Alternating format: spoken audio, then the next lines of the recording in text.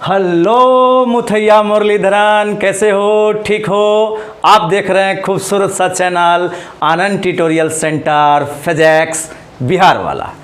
तो previous video में हम चर्चा किए थे कि पैरेलल प्लेट कैपेसिटर का कैपेसिटेंस, और उसमें अगर डाई इलेक्ट्रिक मटेरियल रखा रहेगा तब पैरेलल प्लेट कैपेसिटर का कैपेसिटेंस कितना हो जाएगा। अब अगर अभी तक यह वीडियो नहीं देखे हैं तो आइकॉन जो बटन है वहां से क्लिक कर उस वीडियो को देखिए, तब ये वीडियो समझ में आएगा। तो चलिए आज इस वीडियो में हम चर्चा करेंगे कि अगर टी मोटाई का dielectric material parallel plate capacitor के अंदर हो तो कैपेसिटर का कैपेसिटेंस कितना हो जाएगा। ठीक है, तो आइए चर्चा करते हैं कि यदि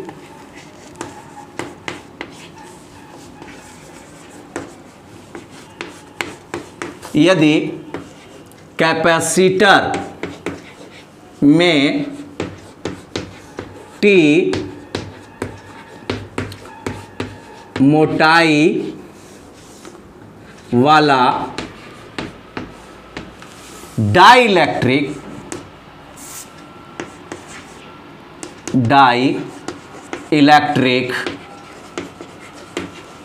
मटेरियल हो तो पैरेलल प्लेट कैपेसिटर का कैपेसिटेंस कितना हो जाएगा। ठीक है, तो यहां पर दो पैरेलल प्लेट ले लेते हैं। एक पर चार्ज जो है पॉजिटिव चार्ज है और एक प्लेट पर आपका नेगेटिव चार्ज है। ठीक है, अब इसके बीच में हम डाई इलेक्ट्रिक मटेरियल को रख देते हैं। डाई इलेक्ट्रिक मटेरियल को रखते हैं और इसके पैरेलल ही रखा हुआ है। ठीक है, और इसकी जो मोटाई है वो टी है, इसकी जो थिकनेस है वो कितना है, टी है, और प्लेट के बीच का जो दूरी है वो हम मानते हैं कि डी है। ठीक है, तो इस पर चार्ज प्लस है, इस पर चार्ज माइनस है, तो इनके कारण यहां पर इलेक्ट्रिक फील्ड लगता होगा प्लस से माइनस की ओर। कितना, तो उस इलेक्ट्रिक फील्ड को हम रिप्रेजेंट कर रहे हैं ई नट के द्वारा। और यह डाई इलेक्ट्रिक मटेरियल है तो डाई इलेक्ट्रिक मटेरियल का डाई इलेक्ट्रिक कांस्टेंट हम यहां पर मानते हैं कि यहां के है। कितना है, के है। तो प्रीवियस वीडियो में हम चर्चा कर चुके हैं कि इस डाई इलेक्ट्रिक मटेरियल का इलेक्ट्रिक फील्ड कितना होगा। ठीक है, और अभी तक वो वीडियो नहीं देखे हैं तो आइकॉन बटन दबाकर वो वीडियो को देख लें, तब इस वीडियो को समझ में आएगा। ठीक है, आगे चर्चा करते हैं। माना कि parallel plate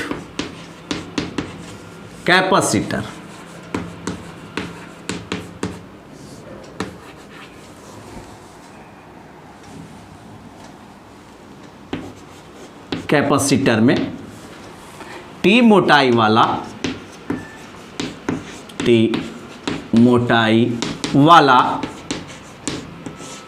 die electric material का है ना डाई इलेक्ट्रिक कांस्टेंट जो परावैद्युतांक इसका हिंदी होता है, डाई इलेक्ट्रिक कांस्टेंट कितना है, के है, और कुल विद्युत क्षेत्र, यानी डाई इलेक्ट्रिक मटेरियल के अंदर की हम बात कर रहे हैं, और विद्युत क्षेत्र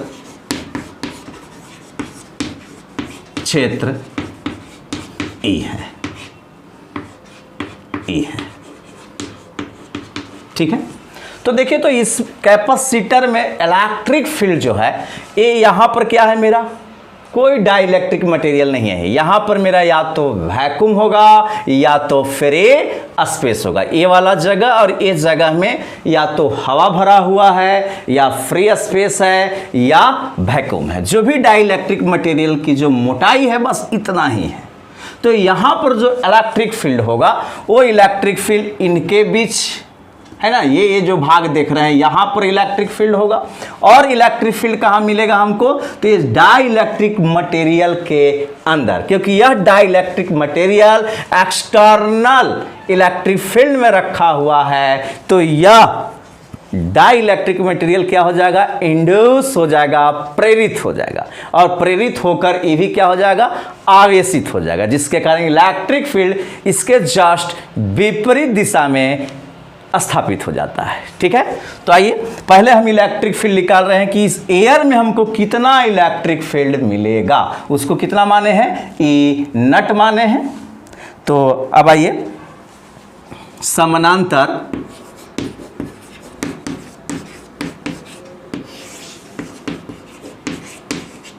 प्लेटों के बीच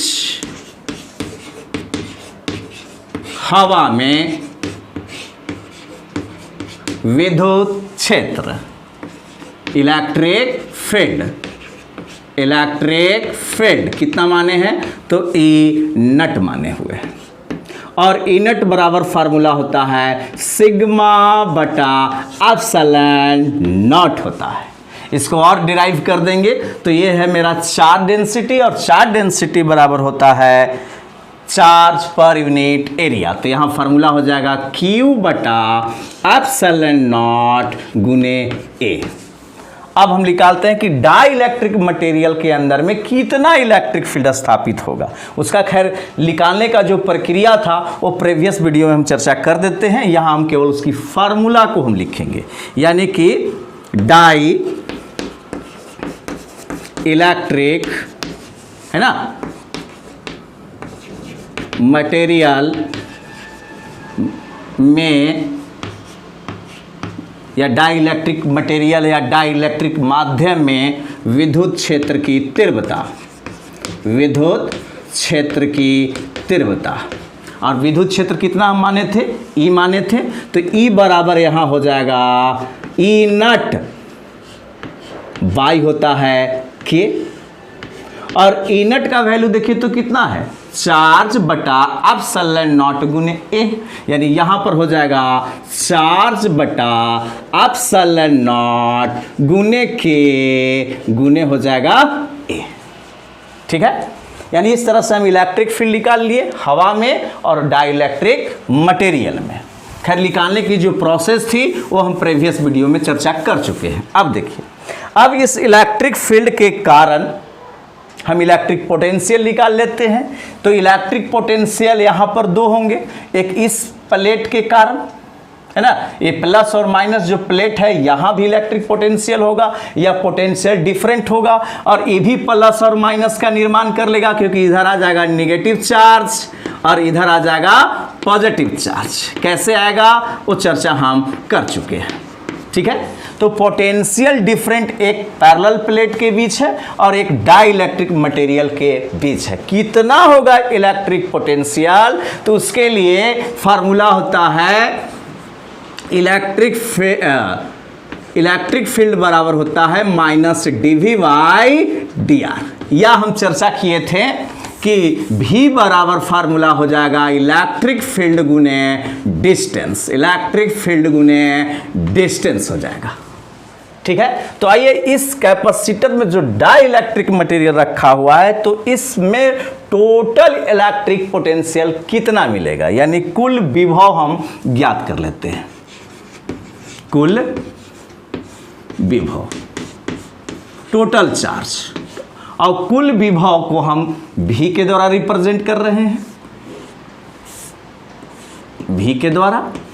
और टोटल पोटेंशियल यहाँ कितना मिलेगा, तो देखिए एक इसके कारण यानी यहाँ पर पोटेंशियल डिफरेंट है और एक मेरा यहाँ पर है। यहाँ पर जो पोटेंशियल डिफरेंट है उसका फार्मूला E गुने D है, और E गुने D के अनुसार यहाँ हम क्या निकाल लेंगे, पोटेंशियल डिफरेंट निकाल लेंगे। तो कितना होगा, तो यहाँ पर इलेक्ट्रिक फील्ड कितना है, E नट है, और दूरी देखिए तो क्या E भी दूरी लेके चलेंगे, नहीं, क्योंकि हम हवा वाला देख रहे हैं। ठीक है, हवा वाला देख रहे हैं तो हम ए वाला और ए वाला ही डिस्टेंस को हम निर्धारण करेंगे। तो ये डिस्टेंस कितना होगा भाई, तो इस मोटाई को हटाना होगा, यानी D minus T, D minus T, plus में इसका इलेक्ट्रिक पोटेंशियल या पोटेंशियल डिफरेंट हो जाएगा कितना, तो ये हो जाएगा आपका, इसका इलेक्ट्रिक फील्ड कितना है, ई है, और डिस्टेंस कितना है, दूरी कितना है, टी है।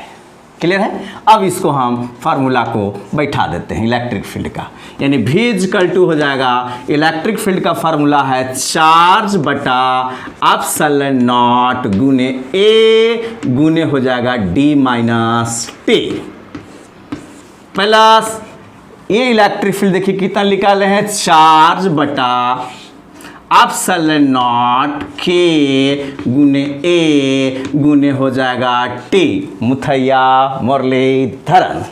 अब इसी फार्मूला को आगे डिराइव करते हैं। तो देखिए जो कॉमा होने लायक है उसको कॉमा कर दीजिए। तो V इक्वल टू कॉमा करेंगे तो क्या क्या कॉमा होगा, देखिए इसमें भी चार्ज, इसमें भी चार्ज, इसमें एप्सिलॉन नॉट, इसमें भी एप्सिलॉन नॉट, एरिया एरिया, यानी यहाँ कॉमा हो जाएगा चार्ज बटा एप्सिलॉन नॉट ए, कॉमा कर देते हैं तो बच क्या जाएगा, तो यहाँ आ जाएगा D minus T plus T by के। ठीक है, हमको निकालना क्या था, तो निकालना है हमको कैपेसिटेंस, कैपेसिटर का कैपेसिटेंस, और कैपेसिटर का कैपेसिटेंस जो है वह चार्ज और इलेक्ट्रिक पोटेंशियल का एक रेशियो होता है, यानी Q बटा V।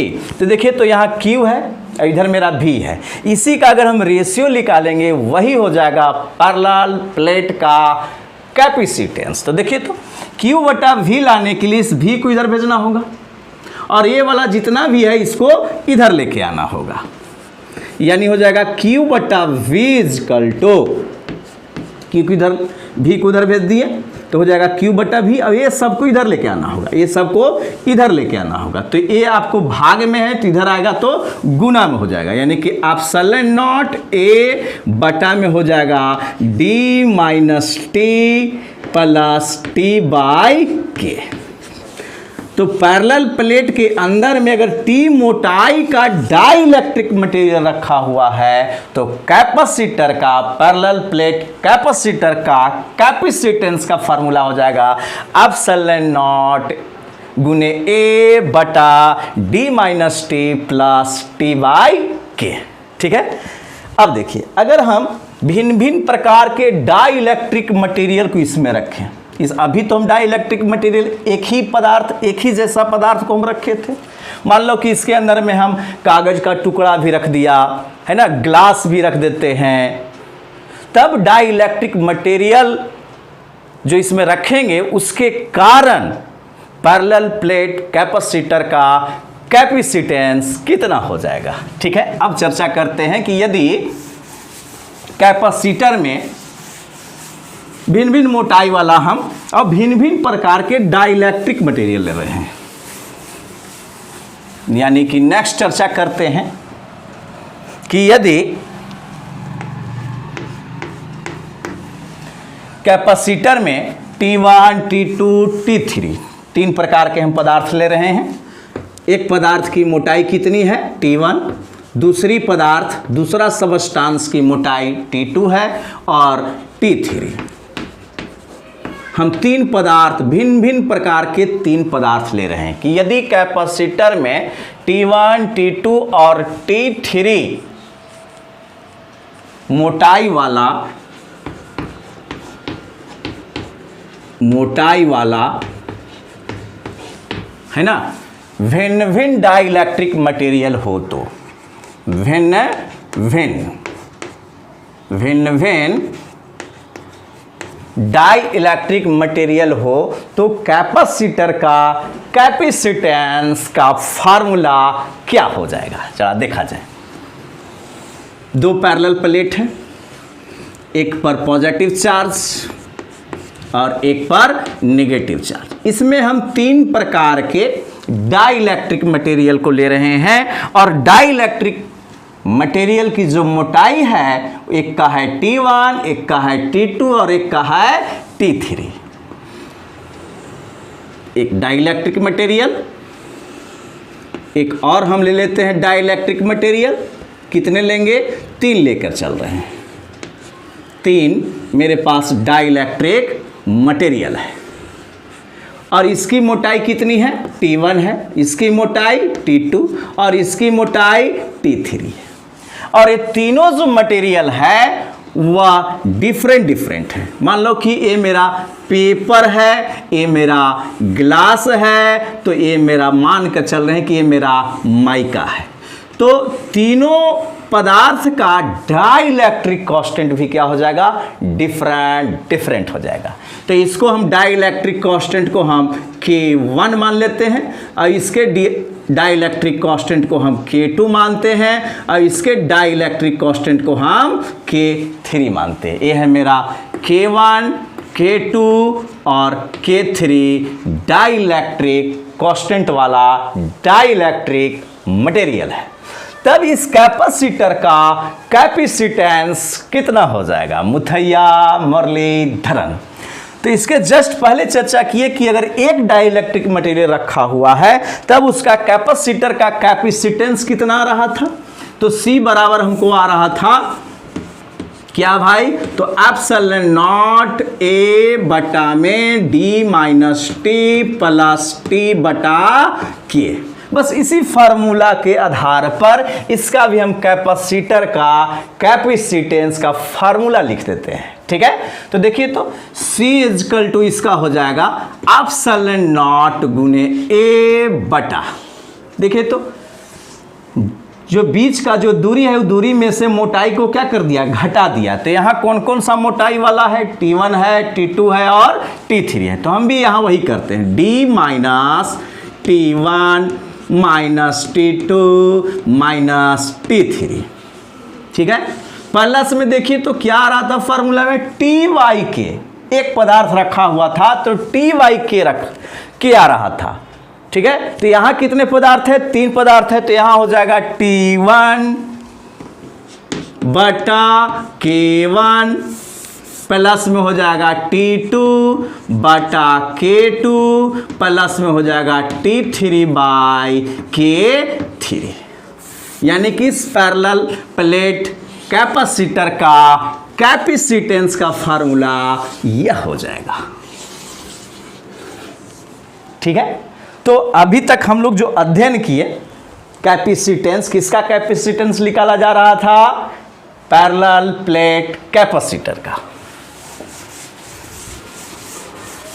क्या क्या हम लोग अभी तक निकालें, तो पहला हम लोग देख रहे थे कि यदि पैरेलल प्लेट है और इनके बीच में फ्री स्पेस या वैक्यूम है या हवा भरा हुआ है ना, तब इस कैपेसिटर का कैपेसिटेंस का फार्मूला हम क्या लाए थे, तो C बराबर आया था एप्सिलॉन नॉट A बटा D। ठीक है, फिर चर्चा हम किए कि यही पैरेलल प्लेट के बीच में अगर पूरे भाग में अगर डाइलेक्ट्रिक मटेरियल अगर भरा हुआ रहेगा, है ना, दूसरा चर्चा किए थे कि डाइलेक्ट्रिक मटेरियल भरा हुआ रहेगा पूरे भाग में, पूरे भाग में डाइलेक्ट्रिक मटेरियल भरा हुआ है और इस डाइलेक्ट्रिक मटेरियल का डाइलेक्ट्रिक कांस्टेंट अगर K है तो इस कैपेसिटर का कैपेसिटेंस कितना हो जाएगा, मुथैया मुरलीधरन, तो एप्सिलॉन नॉट K गुने A बटा D हो जाएगा। ठीक है, फिर चर्चा हम लोग किए कि यही पैरेलल प्लेट के बीच में T मोटाई वाला डाइलेक्ट्रिक मटेरियल अगर रख दिया जाए, T मोटाई वाला डाइलेक्ट्रिक मटेरियल को रख दिया जाए, तब कैपेसिटर का कैपेसिटेंस का फार्मूला क्या हो जाएगा। ठीक है, जस्ट अभी चर्चा किए थे कि अगर T मोटाई वाला डाइलेक्ट्रिक मटेरियल हो और उस डाइलेक्ट्रिक मटेरियल का डाइलेक्ट्रिक कांस्टेंट K हो, तब कैपेसिटर का कैपेसिटेंस कितना हो जाएगा, मुथैया मुरलीधरन, तो आया फार्मूला हमको epsilon not A epsilon not गुने ए बटा में D minus T plus T by के। अब अगर भिन्न भिन्न प्रकार के डाइलेक्ट्रिक मटेरियल, भिन्न भिन्न प्रकार के इसमें डाइलेक्ट्रिक मटेरियल अगर डाल दिया जाए और उनकी अगर मोटाई T1, T2 और T3 हो तो फार्मूला में करना क्या है, बस जितना मोटाई वाला इसमें डाइलेक्ट्रिक मटेरियल को डालेगा बस उतना घटा देना है और मोटाई बटा क्या कर देना है, डाइलेक्ट्रिक कांस्टेंट कर देना है। ठीक है,